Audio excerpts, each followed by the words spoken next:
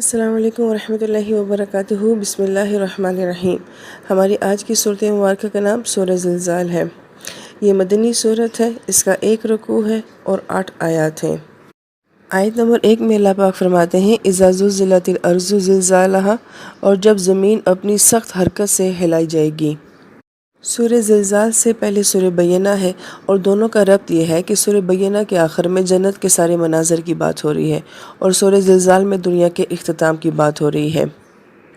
پھر آیت مبارکہ کا آغاز جو ہے وہ اذا کے ساتھ ہو رہا ہے، اور اذا کا مطلب ہوتا ہے کہ ایسی بات کا یاد دلانا جو انسان بھولتا جا رہا ہو، اور اذا کے ذریعے اسے وہ بات یاد دلائی جا رہی ہو۔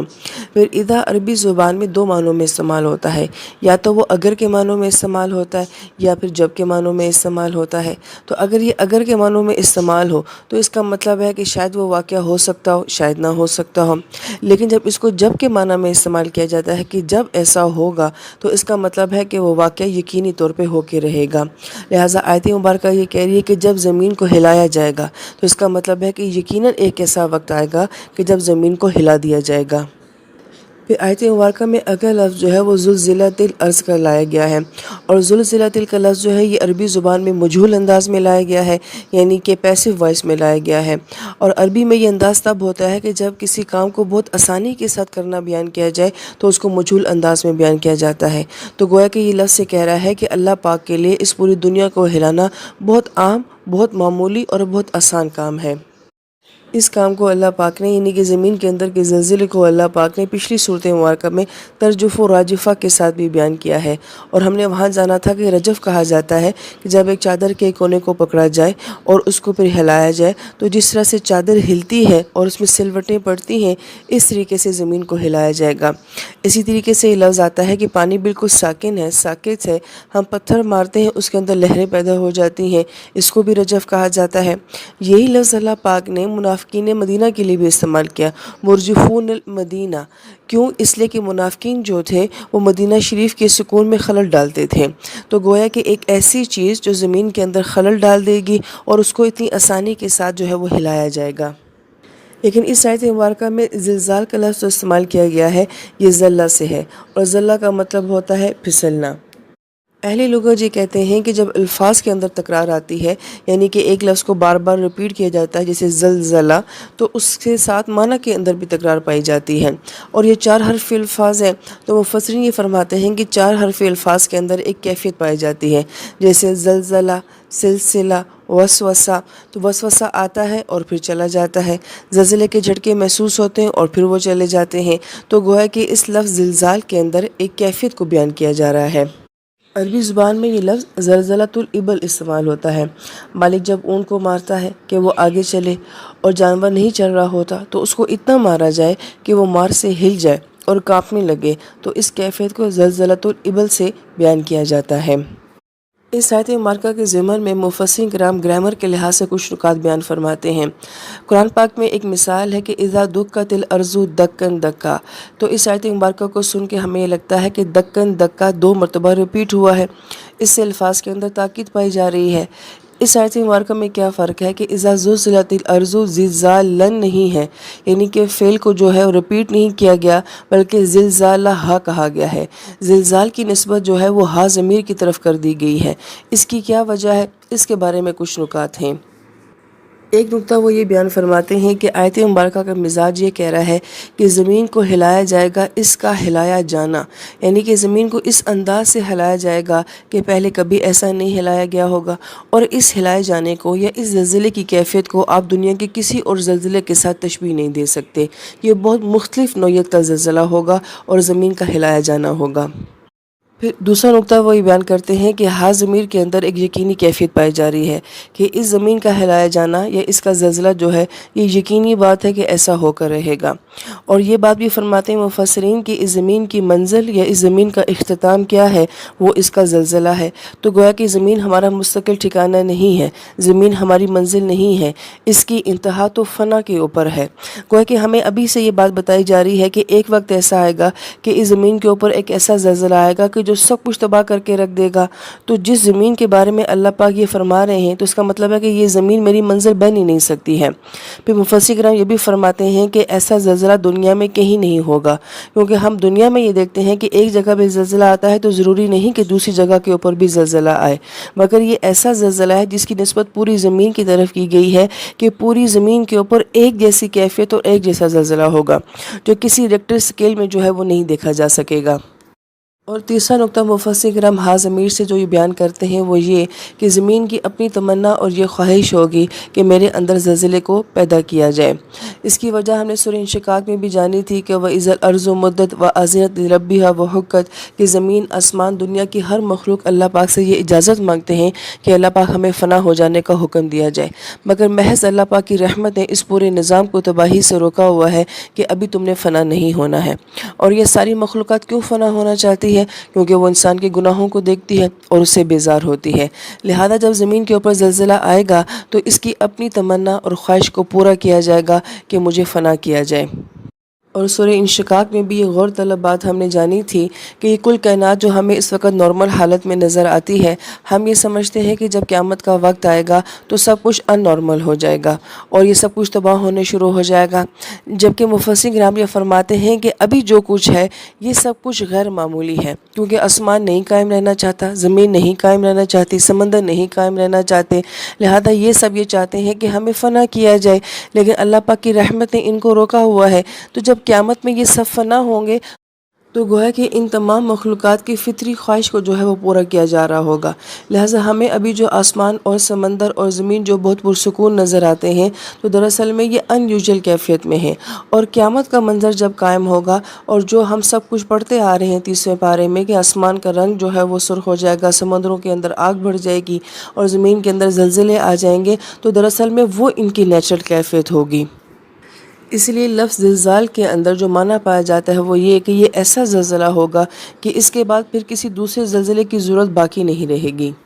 اس لیے جب انسان زمین کی اس کیفیت کو دیکھے گا تو حیران ہوگا کہ یہ وہی زمین ہے جس کے اوپر میں چلتا تھا، بیٹھتا تھا، گھر بناتا تھا، آج اس کی یہ کیا کیفیت ہے۔ اس کو آیت نمبر 2 میں اللہ پاک نے بیان فرمایا ہے وَأَخْرَجَتِ الْأَرْضُ أَثْقَالَهَا جس دن زمین اپنے سارے بوجھ باہر نکال دے گی۔ آیت مبارکہ میں لفظ اخرجہ استعمال کیا گیا ہے جس کا مطلب ہوتا ہے کسی چیز کا اندر سے باہر کی طرف نکالا جانا۔ جیسے دروازوں میں ان اور آؤٹ لکھا ہوتا ہے تو عربی زبان میں خروج کا لفظ لکھا ہوا ہوتا ہے کہ اندر سے باہر کی طرف نکل جانا، جبکہ عربی زبان میں برازہ کا لفظ بھی استعمال کیا جاتا ہے کہ کسی چیز کو پکڑ کر سامنے لانا، اور یہ لفظ اللہ پاک نے جہنم کے لیے استعمال فرمایا ہے اور برزت الجحیم کہا گیا ہے کہ جب جہنم کو انسان کے فیس ٹو فیس لایا جائے گا۔ تردہ کا لفظ عربی زبان میں استعمال ہوتا ہے کہ وہ چیز جس کو آپ قبول نہ کرنا چاہتے ہوں، جو آپ کی لیول کی نہ ہو، اس کو دور کرنا اور ہٹانا جو ہے وہ تردہ کہلاتا ہے، مگر یہاں پہ اللہ پاک نے اخرجہ کا لفظ اس لیے لایا ہے کہ زمین کے اندر جو ہے وہ باہر کی طرف آ جائے گا، اور وہ کیا ہوگا جو زمین سے باہر کی طرف آ جائے گا اس کو اثقالہا سے بیان کیا گیا ہے۔ اثقالہا ثقل سے ہے اور ثقل کا لفظی معنی بوجھ کا ہوتا ہے۔ دوسرا معنی مفسرین کرام یہ بیان فرماتے ہیں کہ ہر وہ چیز جس نے آپ کے گھر کو بوجھل کیا ہوا ہو وہ ثقل ہوتا ہے۔ مثلا ایک گھر ہوتا ہے مگر گھر کے اندر بہت ساری چیزیں اور بھی ہوتی ہیں، جیسے پردے ہوتے ہیں، قالین ہوتا ہے، فرنیچر ہوتا ہے، تو اس سب کو جو ہے وہ گھر کا ثقل کہا جاتا ہے۔ اگر کسی کے گھر کا سامان جو ہے وہ باہر گلی میں بکھرا ہوا پڑا ہوا ہو تو انسان کے اوپر کیا کیفیت ہوتی ہے، یہی کیفیت جو ہے وہ انسان اس دن دیکھے گا۔ اور زمین کے اندر کے بوجھ کیا ہیں، یہ جتنے بھی انسان دفن ہیں زمین کے اندر، یہ پہاڑ، یہ خزانے، یہ تیل، یہ دھاتیں، یہ سونا، یہ چاندی، جو کچھ بھی اللہ پاک نے زمین کے اندر رکھا ہوا ہے وہ زمین کا ثقل، زمین کا بوجھ کہلاتا ہے، اور وہ سب بوجھ زمین اس دن جو ہے وہ باہر نکال کے رکھ دے گی، اور انسان ان سب کو دیکھ کے حیران ہوگا کہ زمین کے اندر اللہ پاک نے کیا کچھ رکھا ہوا تھا۔ پھر مفسر کرام یہ فرماتے ہیں کہ زمین کا اصل بوجھ جو ہے وہ انسان ہے، کیونکہ سورہ رحمان میں اللہ پاک فرماتے ہیں سَنَفْرُغُ لَكُمْ أَيُّهَا الثَّقَلَانِ کہ ہم تم دو بوجھ والوں کے لیے عنقریب فارغ ہو جائیں گے۔ یہاں ثقلان سے انسان اور جن مراد ہیں۔ اب قیامت کا منظر جب قائم ہوگا تو اس وقت تک کتنی انسانیت ایسی ہے جو زمین کے اندر دفن ہوگی، تو گویا کہ وہ زمین کا بوجھ ہے۔ پھر مفسرین کرام ثقل کا ایک اور معنی جو بیان فرماتے ہیں کہ حاملہ عورت جو حمل کا بوجھ محسوس کرتی ہے، اور بالخصوص وہ بوجھ جو کہ پیدائش سے کچھ وقت پہلے عورت محسوس کرتی ہے، کہ جیسے کوئی چیز ہے جو باہر کی سمت میں آ رہی ہو، تو اس وقت جو بوجھ کی کیفیت ہوتی ہے اس کو ثقل کہا جاتا ہے۔ اور جب عورت یہ محسوس کرتی ہے تو اس کے بعد ہی بچہ جو ہے وہ دنیا میں آتا ہے۔ اسی طریقے سے اس زمین کو بھی عورت کے ساتھ مشابہت دی گئی ہے، اور جو کچھ بھی انسان اس زمین کے اندر ہے اور وہ باقی سارے خزانے جو کچھ بھی اللہ پاک نے زمین کے اندر رکھا ہے، تو گویا کہ وہ زمین کا حمل کہلاتا ہے، اور اس سارے بوجھ نے جو ہے زمین کو بوجھل کیا ہوا ہے، اور ان قریب یہ زمین جو ہے اپنا حمل، اپنا بوجھ جو ہے وہ باہر نکال دے گی۔ پھر مفسرین کرام ثقل کا جو ایک اور معنی بیان فرماتے ہیں وہ یہ کہ ثقل بوجھ کو کہا جاتا ہے، اور انسان یہ بوجھ جو ہے بعض اوقات کسی اور انداز سے بھی محسوس کرتا ہے۔ مثلا مقدار کے لحاظ سے بھی کوئی چیز ہو تو وہ بھی ایک بوجھ بن جاتی ہے، جیسے کہ قرض کو بھی بوجھ کہا جاتا ہے، کہ جب آپ کے اوپر قرض بڑھنا شروع ہو جاتا ہے تو اس کا ایک بوجھ اپنے اوپر انسان محسوس کرتا ہے۔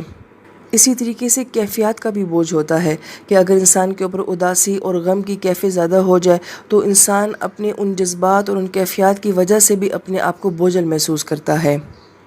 اس لیے بعض مفسرین کرام یہ فرماتے ہیں گویا کہ ثقل کے اندر بھی ایک کیفیت کو بیان کیا جا رہا ہے کہ زمین اداس ہے، پریشان ہے، غم زدہ ہے۔ کیوں ہے ایسا؟ کہ وہ انسان کے گناہوں کو دیکھتی ہے تو غم زدہ ہوتی ہے،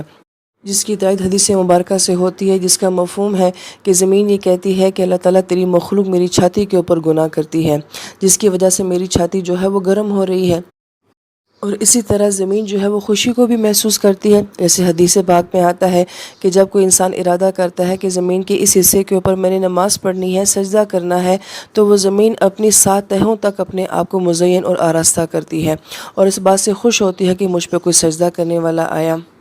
جیسے کہ ایک حدیث پاک کا مفہوم یہ بھی ہے کہ جب کوئی انسان عبادت گزار دنیا سے چلا جاتا ہے تو 40 دن تک وہ زمین روتی رہتی ہے کہ اللہ مجھ پہ وہ عبادت کرنے والا، وہ سجدے کرنے والا دنیا سے چلا گیا۔ تو اس کا مطلب ہے کہ ہمارے اچھے اور برے عمل کا اثر جو ہے یہ زمین محسوس کرتی ہے۔ تو زمین کے اوپر بھی ثقل میں گویا کہ ایک کیفیت طاری ہوتی ہے، اور جیسے کہ قرآن بھی یہ بات کہتا ہے کہ انسان کے گناہوں کے اوپر یا پھر اس کی نیکیوں کے اوپر زمین اور آسمان گواہ بن جاتے ہیں۔ لہذا اس بات کے اندر بڑا گہرا معنی پایا جاتا ہے کہ ہم جو بھی اچھا یا برا عمل کرتے ہیں تو ہم گویا کہ اکیلے وہ سب کچھ نہیں کر رہے ہوتے ہیں، یہ پوری کائنات ہمارے ساتھ اس عمل میں انوالو ہو جاتی ہے، اور دنیا کی ہر مخلوق کے اوپر انسان کے اعمال کا اثر پڑ رہا ہوتا ہے۔ تو گویا کہ اس بات کے اندر خوشی اور غم دونوں کے پہلو پائے جاتے ہیں، کہ جب انسان گناہ کرتا ہے تو گویا کہ کل کائنات، کل جہان میرے گناہ کو دیکھ رہا ہوتا ہے، تو یہ ایک ندامت والی بات ہے، اور جب کوئی انسان نیکی کر رہا ہوتا ہے تو گویا کہ کل جہان جو ہے وہ میری نیکی کو دیکھتا ہے اور اس کے اثرات کو لیتا ہے اور اس پہ ریئیکشن بھی دیتا ہے۔ واللہ عالم، لیکن یہ بڑی غور طلب اور بڑی گہری باتیں ہیں۔ پھر مفسرین کرام یہ فرماتے ہیں کہ مثقال جو ہے وہ اس طرح کے بوجھ کو بھی کہا جاتا ہے جسے مزید اٹھایا نہ جا سکتا ہو، کہ جو اب آپ کی برداشت سے باہر ہو جائے۔ تو زمین کی یہ کیفیت بیان کی جا رہی ہے کہ زمین اب اپنے ان بوجھوں کی وجہ سے اتنی بھاری ہو چکی ہے کہ اب وہ یہ بوجھ باہر نکالنا چاہتی ہے۔ اہل علم یہ فرماتے ہیں کہ جب حاملہ عورت بہت شدت کا بوجھ محسوس کرتی ہے تو طبیب اس کو یہ کہتے ہیں کہ بس اب تھوڑا سا وقت رہ گیا ہے۔ جتنا زیادہ بوجھ محسوس کیا جاتا ہے اس کا مطلب ہوتا ہے کہ بچے کی پیدائش کا وقت اتنا ہی تھوڑا باقی رہ گیا ہے، اور یہی لفظ اسکال جو ہے زمین کے لیے استعمال کیا جا رہا ہے، تو اس کا مطلب ہے کہ زمین اب اتنی بوجھل ہو چکی ہے کہ اب اس کے حمل کے ظاہر ہونے کا تھوڑا ہی وقت جو ہے وہ باقی رہ گیا ہے، اور ان قریب جو ہے زمین اپنے اندر کے سارے بوجھ نکال کے باہر رکھ دے گی۔ اور اس سارے منظر کو دیکھے انسان کہے گا وَقَالَ الْإِنسَانُ مَا لَهَا، کہ آخر اس زمین کو کیا ہو گیا ہے۔ آیت مبارکہ میں لفظ انسان استعمال ہوا ہے، تو بعض مفسرین فرماتے ہیں کہ اس انسان سے ساری انسانیت مراد ہے، کیونکہ حمل کا بوجھ چاہے مسلمان عورت ہو یا کافر عورت ہو وہ ایک طرح محسوس کرتی ہے، گناہوں کا بوجھ بھی کافر اور مسلمان جو ہے وہ ایک طرح کا محسوس کرتے ہیں۔ لہذا اس سارے منظر کو دیکھ کے مسلمان اور کافر پہ ایک طرح کی کیفیت طاری ہوگی، جبکہ بعض مفسرین نے فرمایا کہ نہیں، اس انسان سے مراد کافر ہے، کیونکہ وہ اپنی قبروں سے اٹھتے وقت کہیں گے کہ ہمیں ہماری قبروں سے کس نے اٹھایا، اور وہ سارے منظر کو دیکھ کے کہیں گے کہ زمین کو کیا ہو گیا ہے، کیونکہ ایمان والا تو جانتا ہوگا کہ زمین کو کیا ہوا ہے، اور اس دن کا مجھ سے قرآن میں وعدہ کیا گیا تھا، میرے نبی نے مجھے اس دن کے بارے میں بتایا تھا، لہٰذا وہ یہ نہیں کہے گا۔ واللہ عالم۔ لیکن لفظ انسان سے مفسرین کرام جو بہت خوبصورت معنی بیان فرماتے ہیں وہ یہ ہے کہ انسان نسیان سے بنا ہے، انسان بھول جانے والا ہے، تو بہت کچھ جو انسان بھول چکا ہوگا اس دن زمین اس کو بہت کچھ یاد دلوائے گی۔ اور دوسرا معنی یہ بیان فرماتے ہیں کہ یہاں پہ انسان کہا گیا ہے، ناس نہیں کہا گیا ہے، کیونکہ انسان کے اندر ایک لفظ ہے کہ یہ تنہا جو ہے اس سارے منظر کو فیس کرے گا۔ بہت اہم بات مفسرین کرام یہ فرماتے ہیں کہ حشر کا دن وہ دن ہوگا کہ جس میں دنیا کی سب سے بڑی گیدرنگ ہوگی، آدم علیہ السلام سے لے کے آخری انسان تک، کل انسانیت، ہر نسل، ہر مذہب کا، ہر پچھلا اگلا انسان جو ہے وہ اس حشر کے میدان میں کھڑا ہوگا۔ مگر اتنی بڑی گیدرنگ میں اللہ پاک یہ فرماتے ہیں کہ انسان کیا ہوگا، اتنے بڑے ہجوم میں تنہا ہوگا۔ بعض اوقات انسان دنیا میں بھی محفلوں میں ہو کے تنہا ہوتا ہے، مگر حشر کے میدان میں کل انسانیت کی موجودگی میں بھی انسان کے اوپر اس طرح کی کیفیت طاری ہوگی کہ وہ اپنے آپ کو تنہا اور اکیلا محسوس کرے گا۔ اس لیے اللہ تعالیٰ سے دعا مانگنی چاہیے کہ اللہ تعالیٰ اس دن کی تنگیاں، سختیاں اور تنہائیاں ہمارے لیے آسان فرما دیں۔ آمین یا رب العالمین۔